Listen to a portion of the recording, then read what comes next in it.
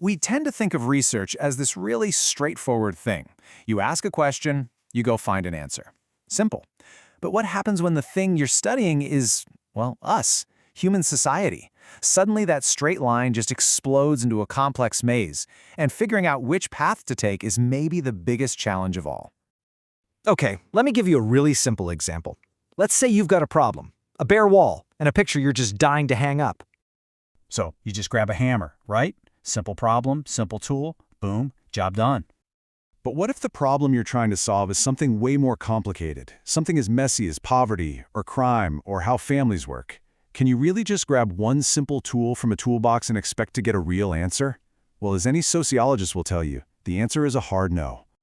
You see, in sociology, a research method isn't just some tool you pull out of a box. It comes loaded with its own set of beliefs, its own real-world limits. It really is a complex maze, and the researcher has to navigate every single twist and turn before they can even think about collecting any data.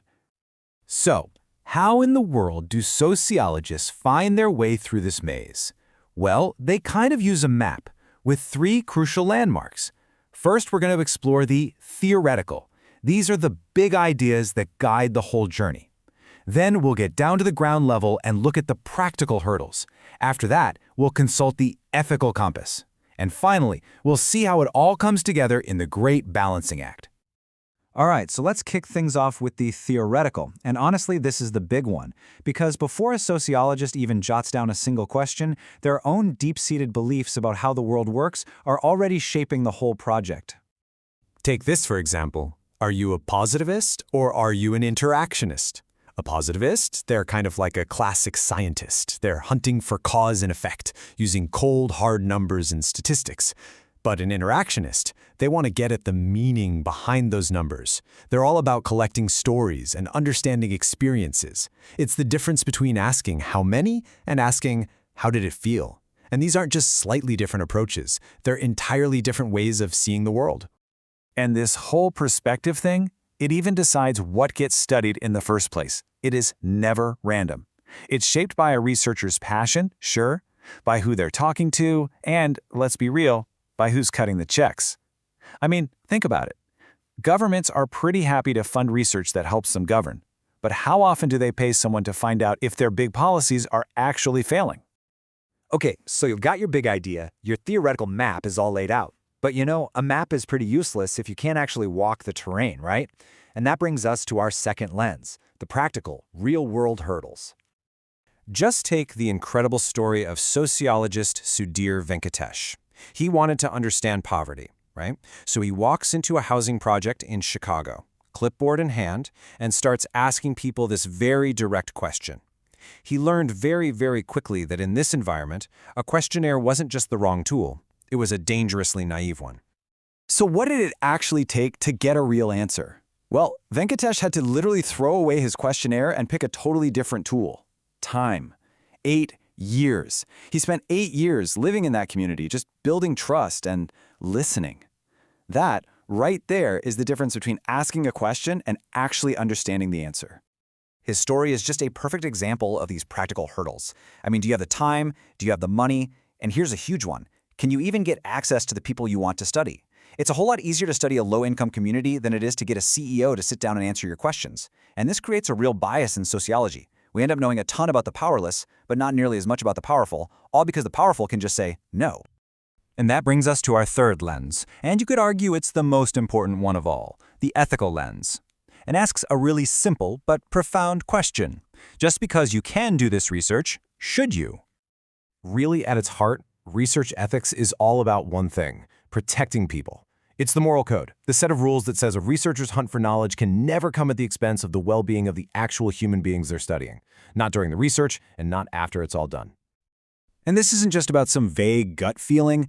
Sociologists actually follow a pretty strict code where they have to ask themselves 3 fundamental questions. First, is it true? Am I being totally honest with my data? Second, is it fair? Am I giving credit where credit is due? And then there's the really tough one. Is it wise? Just because I can do this, is it the morally right thing to do? And this is where things get, well, really complicated. Some of the most famous studies in all of sociology are in this deep ethical gray area. You have Milgram, who convinced people they were delivering painful electric shocks to total strangers. Rosenhan tricked doctors by faking symptoms to get himself and his students into mental hospitals. Now, these studies, they revealed these profound truths about our society, but they did it through deception, sometimes even causing real distress. And it leaves us with this really uncomfortable question we still debate today. Was the knowledge they gained worth the ethical cost? Okay, so we've got these three powerful forces, all pulling in different directions: the theoretical, the practical, and the ethical. And navigating all of that, well, that's the great balancing act of sociology. The whole goal is to produce knowledge that isn't just interesting, but that actually meets three key standards. First up, we have validity. Think of it as the true-to-life test. Is your research actually capturing the reality of what you're studying? When Sudhir Venkatesh spent 8 years living in that housing project, his findings were incredibly valid. He wasn't just getting a snapshot, he was getting the whole messy, true story. So next up is reliability. This is the consistency test. If another researcher were to follow your exact recipe, would they bake the same cake? Think of a big, multiple-choice survey given to thousands of people. That's highly reliable, because the method is so standardized, you'd expect to get very similar results every single time. And finally, we have representativeness. Basically, can the small group you studied actually speak for a much, much larger population? It's kind of like tasting one spoonful of soup to know what the whole pot tastes like. For that to work, that one spoonful, your sample, has to have a little bit of every single ingredient in it. But, and this is a huge but, here's the catch. These goals, they're often fighting each other. That incredibly valid study where Venkatesh spent 8 years living with a gang, almost impossible to replicate. So it's super low in reliability. Researchers are constantly having to make these tough trade-offs, balancing one goal against another. But this whole balancing act brings up one last, really critical question, and it's about the research relationship itself. In places that get over-researched, like the Shatila refugee camp, residents have pointed out this really disturbing pattern. Researchers show up, they gather stories to publish papers and advance their careers, and then they just leave, giving absolutely nothing back to the community. It forces us to ask, is this really about the pursuit of knowledge, or is it a kind of exploitation?